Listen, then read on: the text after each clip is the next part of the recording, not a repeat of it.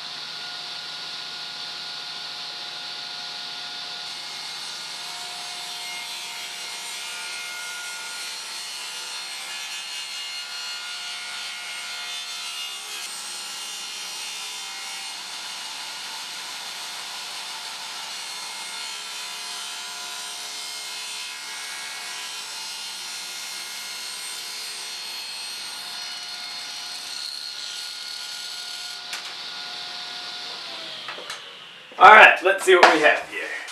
So after ripping it down to 1/2 inch thick, I took it back to the miter saw and cut it to length. Now the next step is to put some 1/4 inch rabbets at the bottom of the sides and the back. We're going to do that at the table saw in 2 passes, first holding it vertically and then laying it flat. It's going to be a 1/4 by 1/4 inch rabbet. Now I've done a lot of rabbets with router tables before, but I honestly think that the cleanest rabbet is 2 passes at a table saw. Not a dado stack and not even a router table. Also, table saw is way quicker than a router table. Alright, let's see how this is going together. There we have a back. Here we've got the right side, then the left side. And then we got the front, which, as you can tell, I have done some work on. Same kind of deal as putting the rabbets on the bottoms, but I had to do a little bit of math to figure out exactly how big all those rabbets needed to be.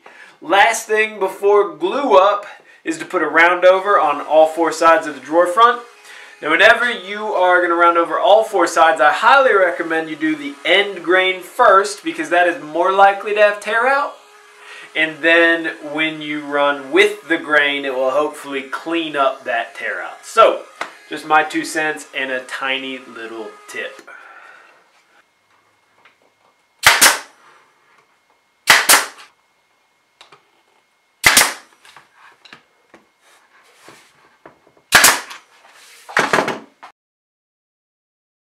And we're back! Sorry about that.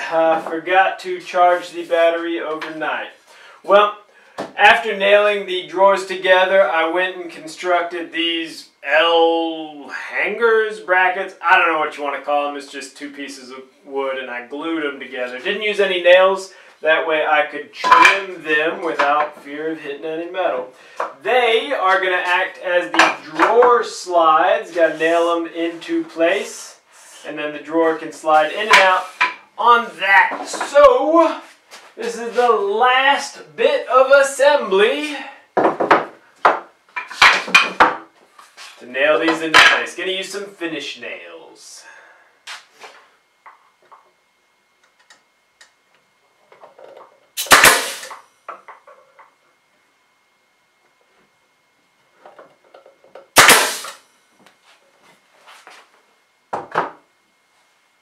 Well, just need to fill and sand the nail holes, and then this will be ready for paint.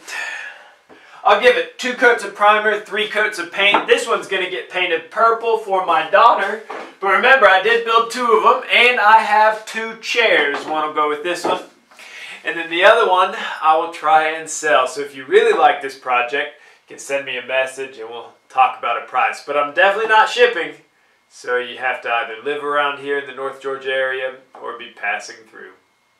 If you enjoyed this project, don't forget to like, comment, share, and subscribe. Have a great weekend, and as always, get out there and make some sawdust.